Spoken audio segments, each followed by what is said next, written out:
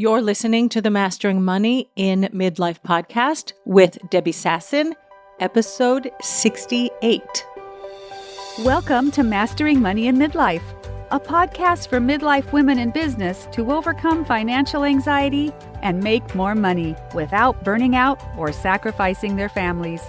Join certified life and money coach Debbie Sasson as she shares practical business strategies and mindset shifts that help you dissolve the money blocks that keep you stuck in a cycle of under-earning and under-saving, sabotage the growth of your business, and prevent you from building the wealth that you desire. Hello, my friends, and welcome back to the podcast. I am so happy that you're here today. And besides that, I enjoy speaking with you weekly on a Tuesday when this podcast drops. Today is a very special day in the calendar. It is the new moon. In the Hebrew calendar, it is the beginning of the month of Adar. And we have a saying in Hebrew, Mi shenichnas Adar marbim besimcha. When the month of Adar enters, we increase our joy. And we are going to be talking about joy on the podcast today. And we are specifically going to be speaking about the joy of money. But before we start talking about the joy of money, I have two important announcements for you. Number one, enrollment is now open for Money School. Money School 2.0 is taking place March 13th, 14th, and 15th. It is going to be very practical, hands-on money information that you can use as an entrepreneur. It's going to be looking at your relationship with money, diving deep into the thoughts you're thinking and feeling about money. We might do some tapping around money because that is one of the tools that I bring to my clients and that I love to bring to my webinars and my coaching sessions. We're going to talk about your income, the way you are managing money, how you're planning for profit, all of the money things that are so critical for entrepreneurs as they are building their business. So that's number one. Go to my website, debbiesasson.com/money school, and that's one word, money school, and enroll in Money School 2.0. If you can't join me live, of course you will be getting the recordings, but make sure that you enroll. Announcement number two. The May 2023 cohort of Wired for Wealth is also going to open for enrollment on March 13th when we also start Money School. And the biggest exciting news is that we're going to have a one-day live event in person in Jerusalem at the Waldorf Astoria Hotel. I closed up with them this week, and I am really planning to have a beautiful, epic event. If you are out of Israel or you're too far away to travel and you can't join us in person, of course, there will be a virtual option. But if you're close by and you wanted to come on holiday, even if you don't live in Israel, it is a beautiful time. It is springtime in Israel. It is the perfect time to visit us. And you'll be able to spend Monday, May 1st with us in Wired for Wealth. And then you can plan to have some holidays and travel around this beautiful country. So mark your calendars. Enrollment for Wired for Wealth opens on March 13th. It is my signature program for entrepreneurs who want to create consistent 5K to 10K months in their business. And this year, for the first time, I will also be offering Wired for Wealth Premium. It is specifically for my clients who have already reached $100,000 in their business and they're starting to scale and they need to put systems and processes in place. Wired for Wealth Premium will include one-on-one coaching sessions with me monthly for the 9-month duration of the program. So if you would like more information on Wired for Wealth, the website is going to be updated very soon. I don't think it's quite updated yet. It still has information from the last round, but you can definitely go onto the website, debbiesasson.com/wired-for-wealth, and you can start looking at all the information. Enrollment isn't open anyway, and as soon as it is updated and ready for you to click and schedule a consultation with me, I will let you know. All right, let's jump into the podcast. We are talking today about the joy of money. And before we speak about the joy of money, we have to talk about the word joy. Because in the English dictionary and in the Hebrew dictionary, there are multiple words for joy, happiness, gladness, delight, and there are nuances of these different words. In Hebrew, the word we use at this time of year is simcha, and that is translated most often as joy. But let's talk specifically about what joy or simcha is. Joy is specifically connected with increasing our involvement. That means the way we're thinking, the way we're feeling, the things we're doing with spirituality. Anytime that we strengthen our spiritual side as opposed to our physical side or our material side, we naturally increase our joy. And so you might ask the question, how can it be that right now at this time of year, it is a specific time for joy? And if you're familiar with the holiday of Purim, which is written about in the book of Esther and which we celebrate in the middle of the month of Adar, it was a time in between the two temples. It was after the first temple in Jerusalem was destroyed and the Jews were in exile in Babylonia. And Ahasuerus was the king in Persia, and he was king over 127 different countries. And at that time, there was an evil man named Haman who decreed, he was the second in command to the king, he was the king's closest advisor, and he decreed that all of the Jews in all of the 127 nations would be wiped out.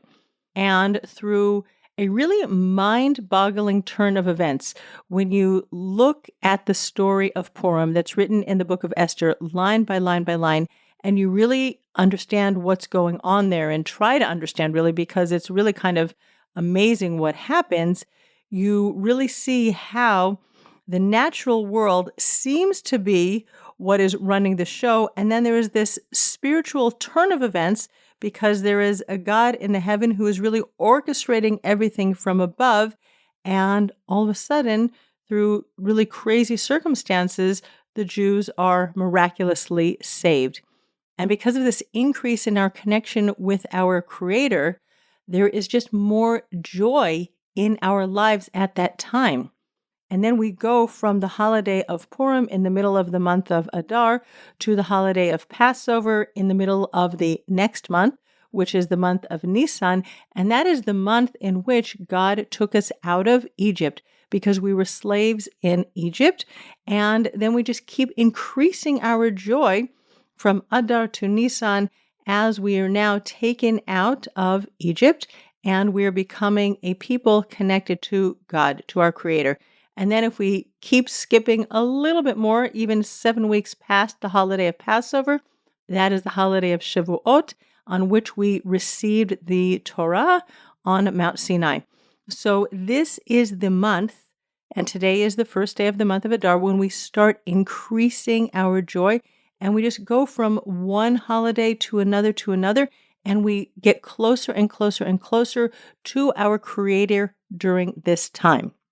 I want to point out something fascinating about the story of Purim, and that is, and I mentioned it a little bit, is that in the entire story, God is hidden. We don't even see his name written anywhere in the book of Esther.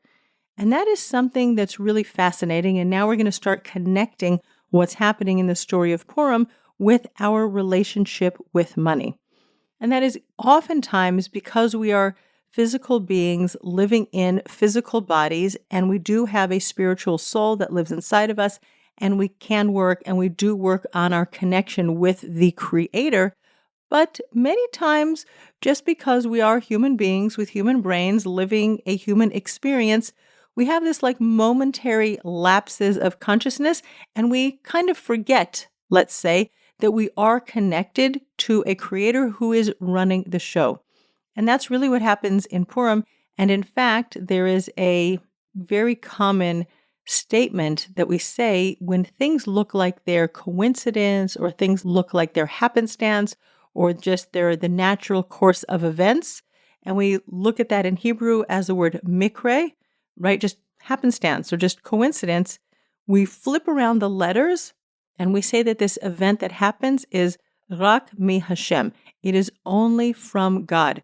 And we have to really be able to turn around the way we see the world to notice that really God is involved in every single thing that we're doing, including our money and the way we interact with our money. And when we remember to bring God into the picture, then that is exactly what will increase our joy. So what does this have to do with our relationship with money? Specifically, the joy of money that we can experience at this time and really start working and deepening our relationship with money day by day by day. It's very fascinating that many, many people feel stress and anxiety and tension with their money. The American Psychological Association reports that 70 to 75% of Americans stress and feel anxiety and tension over money. And that's day-to-day finances, that's investments, it's mortgages, it's your business, it's the stress that you feel. Is this client going to work with me? Did I sign a new client? Does the client want a refund? Oh my gosh, I have to pay taxes, my invoicing. Is my cash flow good enough? What does that mean about me? Do I feel shame because I've been in debt or I am in debt? And what about all of those mistakes that I've made with money? Oy vavoy vavoy, right? There's just so much drama and stress and anxiety about money in our life, both in the past and in the present, right? The mail comes and all of a sudden you have an electricity bill and it's winter and it's been cold and you've been keeping your heat on and all of a sudden your electricity bill jumps. And again, it's like, oh no. Or you get a tax bill in the mail and again, your heart sort of sinks and you feel a clenching in your stomach. There's anxiety around money that we experience on a day-to-day basis. And we sort of forget that there's actually a creator who's running the show and none of these bills and none of these clients who do come to us or don't come to us, that it's all being orchestrated outside of us. And I am not making it a problem. If you forget that God is involved in your day-to-day relationships with money, again, I really believe that this is something we work on and we strengthen and we keep day-to-day improving our spiritual connection with our Creator and with the fact that He is actually orchestrating everything that happens with our money. But what I would like to invite you to do is start thinking about money differently. And I might be a little bit risky here because I want you to start thinking about it as a human being. I know 100% that everything that happens to me with my money is created with the one above, but I'm going to take like a little baby step and work on it just at a human being level. And I might even expose myself to a little bit of criticism because what I'm about to tell you might be thinking in your mind, oh, Debbie, that's like worshiping money. And isn't that like worshiping the golden calf? But just bear with me. If that's what you think, feel free to send me an email and tell me you don't agree with my approach. I'm okay with that. But here's what I would like to offer you to do to start shifting and changing the way you interact with money and the relationship that you currently have with money. The first thing is when you pay your bills, you could say out loud. It used to be you could write on the back of your check, like, thank you. But now if you're paying your electricity bill in winter and it's just spiked, you could just think to yourself or say out loud, thank you, money, for being enough. Now, if you want to take it one step higher and saying, thank you, God, that there is enough money in my account to pay the bill, then I think that is a beautiful thing to do. But for many people, they feel the anxiety when they receive the electricity bill. And so just thanking the money for being enough is the next baby step forward to creating a right relationship with your money. Similarly, when you pay contracted workers or you pay suppliers or you go to the supermarket, whatever it is, when you pay your coaches, right? Your coaches, if you're working with a business coach, a money coach, a health coach, a relationship coach, any kind of coach, your coaches probably cost more than, or let's say the investment to work with your coach is more than your electricity bill. It might be more than the bill that you're paying at your supermarket. Thank money that you have enough. Thank you that this is enough. Thank you that I have enough. Thank you that there is enough money in my bank account right now. And this is the way we're going to switch the way we feel about money. We're going to start reprogramming our minds and reprogramming our bodies that there is enough money in the world. You've heard me say before that we live in an abundant world created by the infinite creator. We know in a sort of cerebral, cognitive way that there is enough, but in our bodies, we don't feel it specifically in our personal situations. So when you're paying something out, it could be that you're just pressing a button on your phone to transfer some money, or you're going into your bank account online and you're transferring some money. Thank money for being enough. And even if you are in overdraft or you have credit card debt or some other loan that you have outstanding, thank money for being enough because there was somebody or an institution in the world that lent you money. And that means, again, that there is enough money in the world for you to access money in the financial system or with your personal connections that you didn't have. So again, thank money for being enough because it really, really is enough. And we want to create that feeling which will allow joy to erupt from inside of us that there is enough money in the world. It takes us out of scarcity to sufficiency, or out of scarcity to enoughness. And from that enoughness and that sufficiency, then we can grow into abundance. But some of us need to take that little stepping stone from scarcity to abundance, and we need to be in the enoughness and we need to be in the sufficiency right now. And thanking money for being enough is one way to create that. The second thing that I really encourage you to do is write a love letter to money. And now if you want to throw rotten eggs at me and tell me that we're worshiping the golden calf, I am here for it. But again, we're trying to create a right relationship with money. And I gave this exact exercise to my Wired for Wealth students and to my money healing students last week when my husband and I celebrated our anniversary, because it, for us, was a day of love, and that was our love relationship. And I was encouraging my clients also to develop a love relationship with money. And I'm not going to say her name, but I'm going to read you what one of my clients wrote after she wrote her love letter to money. And she said she did the work of writing a love letter to money, and it was transformative. The dissonance between the love letter and the language of love that I used in it and how I usually speak to and of money was so stark. I am left with the most amazing feeling of always being supported by money. Despite how I've talked about it, money has stayed with me, looked after me, and supported me throughout.